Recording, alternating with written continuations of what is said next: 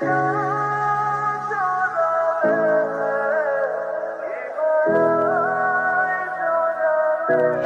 birthday to you, happy birthday to you, my dear sister. কেমন surprise দিলাম বল? তুই এটা কি করলি? কি করলি? আমি পুরো তৈরি হয়ে আসছি বাইরে যাব বলে, তুই কি করলি? তোরে আমি মাইরা এখন বাইরে কেন? এত রাত হয়ে গেছে, বাসায় আসেনি কেন? আজকে ওর জন্মদিন, তাই একটু দেরি হচ্ছে। আমি এত কিছু জানি না, তুমি এখনই ওকে কল দিবে, তাড়াতাড়ি বাসায় আসতে বলো। কেন তাড়াতাড়ি বাসায় আসতে বলবো? যখন বাসায় থাকে তখন তো সারাক্ষণ ঝগড়া গন্ডগোল করতেই থাকিস, আর বাইরে গেলে আসে না কেন, আসে না কেন। তোমার মেয়ে এত রাত পর্যন্ত বাইরে, তার জন্য যে আমি একটা কেক এনেছি, বিকাল থেকে আমি ওয়েট করতেছি, তার কোনো দাম নাই। আরে অপেক্ষা কর না, আসলে কেকটা কাটবি। কচু কাটবো, কেক কাটানোর দরকার নেই। বিকাল থেকে রাত পর্যন্ত ওয়েট করতেছি, মাঝরাতে আমি কেক কাটবো? কেক ফ্রিজে আসে, সেখানেই থাকো। তো দেরি করে আসলি তুই? ইমন তোর জন্য একটা কেক এনে বসে থেকে ঘুমিয়ে গেছে। ও কেক আনবে আমি জানি না কে। ইমন কই? ও রুমেই আছে, এতক্ষণ হয়তো ঘুমিয়ে গেছে। ইমন, এই মনোট, এত ডাকাডাকি করছিস কেন? বাসে কি ডাকাত এসেছে নাকি আগুন লেগেছে? এই যে তুই আমার জন্য কেক নিয়ে আসছিস না, কেক কাটতে আসছি। কয়টা বাজে? 12:50। রাত 12টার পরে এসেছিস কেক কাটতে? এই যা এখান থেকে যা। এই ভাব নিবি না তো? দেখ ভাই, সে বিকাল থেকে বাইরে আছে, অনেক টায়ার্ড লাগতেছে। তাড়াতাড়ি কেকটা কাট, কেকটা কেটে আমি যে ঘুমাবো। ভাব কম নেই, কেক কাটতে বলছি, কেক কাট। কেক খাবি তাই না? ঠিক আছে, এই নে খা, বেশি বেশি খা। মা, কই তুমি? বাবা, যা করেছি না ভালোই করেছি, রাত 12টার পরে আসছে দয়া দেখাতে। চুপ কর বেয়াদব। মাঝ রাতেও তোদের এই সার্কাস বন্ধ হয় না। এই তোরা কি আমাদেরকে একটু শান্তিতে ঘুমাতে দিবি না? আমি তো ঘুমাচ্ছিলাম, তোমার মেয়ে এসে আমাকে বিরক্ত করেছে। একটা চড় মারবো বেয়াদব, তাই বলে তুমি মুখে কেক মেখে দিবি? এই ফিরে যা, ফ্রেশ হ। কি হলো, বসে আছিস কেন? যা। এই তোরে আমি ছাড়বো না বলে দিলাম। তোর সাথে না আমার একটা কথা ছিল। এই আজকে সূর্য কি রাত্রের বেলা উঠছে? তুই এরকম আল্লাহ দেখায় কথা বলতেছিস কেন? আর টাকা লাগবে তাই না? 1 টাকাও দিতে পারবো না তোরে, টাকা নেই আমার কাছে। আমার কোনো টাকা পয়সা লাগবে না, তুই আমার এই অ্যাপ্লিকেশনে সিগনেচার করবি। ভার্সিটিতে না অনেক ক্লাস ভাঙ দিয়েছে, ফ্যাকাল্টিকে অনেক রিকোয়েস্ট করলাম, অ্যাটেন্ডেন্সে মার্ক দেবে না। এখানে লেখা আছে আমি অসুস্থ, তুই যদি সিগনেচার করে দিস না তাহলে কাজটা হয়ে যাবে। খুব অসুস্থ তুই? তারা সিগনেচার করার ব্যবস্থা করতেছি।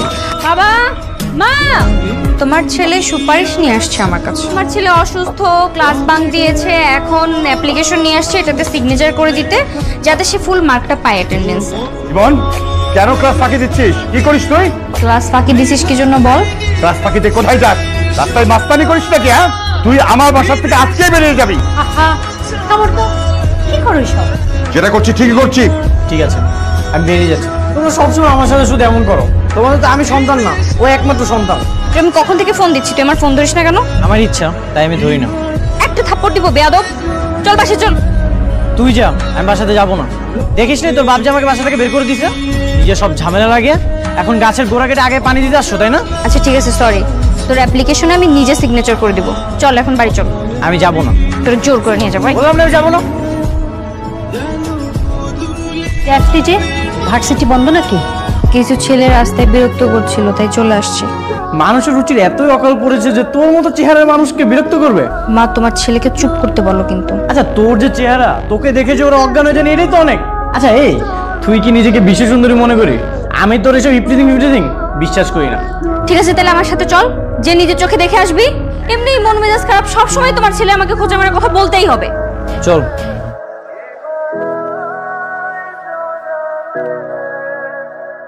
কি গো সুন্দরী, মাথা নিচু করে গেলে হবে নাকি? একটু তাকাও, আমরাও দেখি। সুন্দরী দেখতে লজ্জা পাইতাছে, সাথে একটা পোলাও আছে দেখতাছে। এমন চল, এদের সাথে ঝামেলা করিস না, চল ভাই। তোমরা আমার বোনকে বিরক্ত করছো কেন?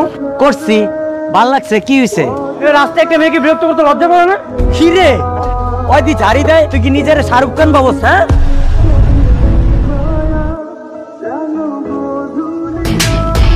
তুই কি বলে? তুই এটা কি হয়েছে?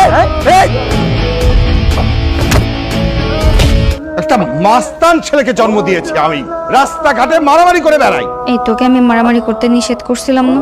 শুনলি না কেন আমার কথা? কেন শুনিস নাই? রাস্তায় আমার সামনে আমার বোনকে সবাই বিরক্ত করতেছে, আর আমি সেটা সহ্য করবো? এখন যদি তোর বোনকে এরপর আরো বেশি বিরক্ত করে, তখন কি করবি? কি করবি তুই? বাবা বাদ দাও না, তুই আর ওই রাস্তা দিয়ে যাবি না, ঠিক আছে? বোঝাবো না। কিরকম বেয়াদব ছেলে, বোনের মুখে মুখে তর্ক করছে। আমি কি নিজের জন্য মারামারি করেছি? আমি তো ওর জন্য মারামারি করেছি। তোকে আমি বাসা থেকে বের করে দিয়েছিলাম, সেটাই ভালো ছিল। আবার আমাকে বের করে দিবা? এমনিতেই তো তোমরা কেউ আমাকে সহ্য করতে পারো না। এই ফালতু কথা একদম বলবি না। তোকে কে সহ্য করতে পারে না? সবাই তোকে ভালোবাসে। তোর জন্য না কেউ আমাকে সহ্য করতে পারে না। তুই যতদিন এই বাড়িতে থাকবি ততদিন আমি এই বাড়িতে থাকবো না। তুই চাস না আমি এই বাড়িতে থাকি? আমি তোর ভালো থাকা নষ্ট করে দিচ্ছি?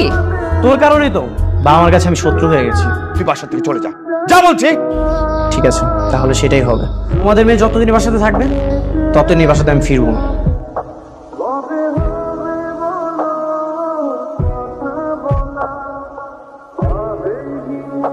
কিছুদিন আগে তোমরা একটা ছেলের কথা বলছিলে না আমার বিয়ে দেওয়ার ব্যাপারে? সেই ছেলের পরিবারের সাথে আবার বাবাকে কথা বলতে বলো। সত্যি বলছিস তো? সবকিছু ঠিকঠাক করলে আবার অবাক করবি না তো? আমার জন্য আমার ভাই বাইরে থাকবে, এটা তো হতে পারে না, তাই না? মেয়েদের তো একসময় বিয়ে করে পরের বারে যেতেই হয়। এটা তো আর আমার আসল বাড়ি না। আমার জন্য আমার ভাই কেন বাইরে থাকবে?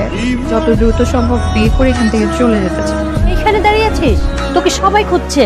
আমি ইমনের জন্য অপেক্ষা করছি মা, ওকে আসবে না। কারোর ফোনই রিসিভ করছে না, ওর যা মন চায় ও তাই করুক। চল, সবাই অপেক্ষা করছে। না না মা, আমি আর একটু অপেক্ষা করি। আমার বিশ্বাস আমার ভাই আসবে। ও এমনিতেই আমার উপর রেগে আছে, আর যদি এসে দেখে আমি ওকে রেখে বিয়ে করে ফেলছি ও আরো রাগ করবে আমার উপর। কি ব্যাপার? বললাম ইরাকে নিয়ে নিচে আসতে, আর তুমি এখানে দাঁড়িয়ে দাঁড়িয়ে গল্প করছো।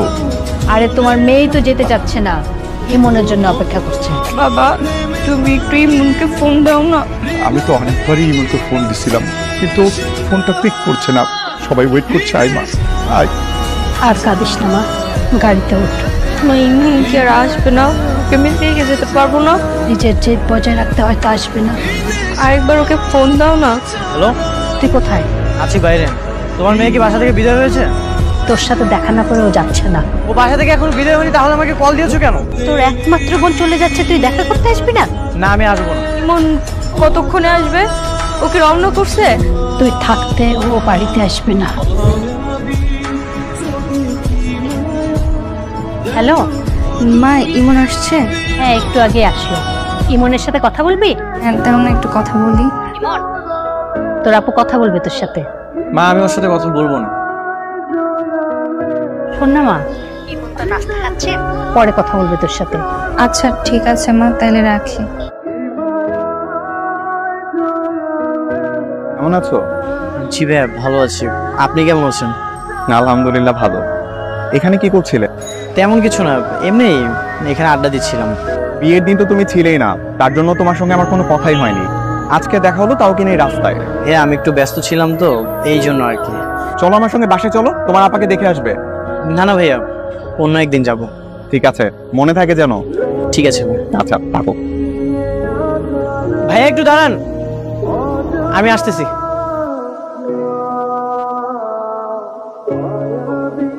ভাইয়া, এই চকলেটগুলো আপুর জন্য। আপু অনেক পছন্দ করে। আমি যে দিয়েছি সেটা কিন্তু বলবেন না। কেন? তুমি তোমার আপুকে দিচ্ছ, এটা বলতে সমস্যা কোথায়? আপনি যদি বলে দেন তাহলে কিন্তু আমি আর আপনার সাথে কথা বলবো না। আইরে শালা বাবু, বোনের সাথে এত রাগ অভিমান কিসের? আচ্ছা ঠিক আছে, আমি বলবো না। থ্যাংক ইউ ভাইয়া। ঠিক আছে, যাই তাহলে। সাবধানে যান। এই চকলেট তুমি কোথায় পেলে? ইমনের সাথে দেখা হয়েছিল তোমার? ইমনের সঙ্গে কেন আমার দেখা হবে? তাহলে তুমি কিভাবে জানলে যে এটা আমার পছন্দের চকলেট? তুমি আমার একমাত্র বউ, আর তোমার পছন্দের খোঁজখবর আমি রাখবো না, সেটা কি হতে পারে? তোমার যদি আমাকে বিশ্বাস না হয়, তুমি ইমনকে ফোন দিয়ে জিজ্ঞাসা করো। এটা তোরই কাজ, আমি জানি।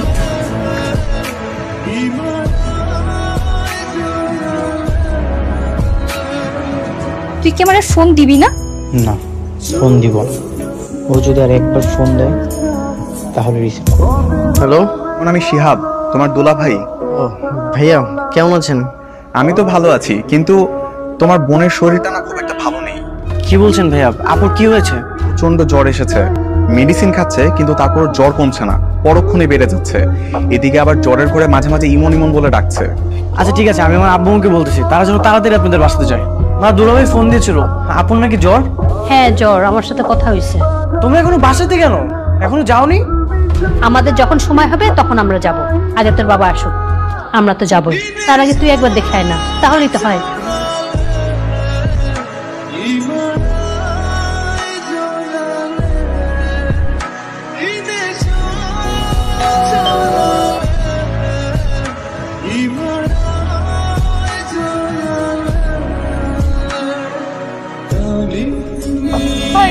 আসছিস? হ্যাঁ, তোমাকে জ্বর হয়েছে, তোকে আমি অনেক মিস করি রে।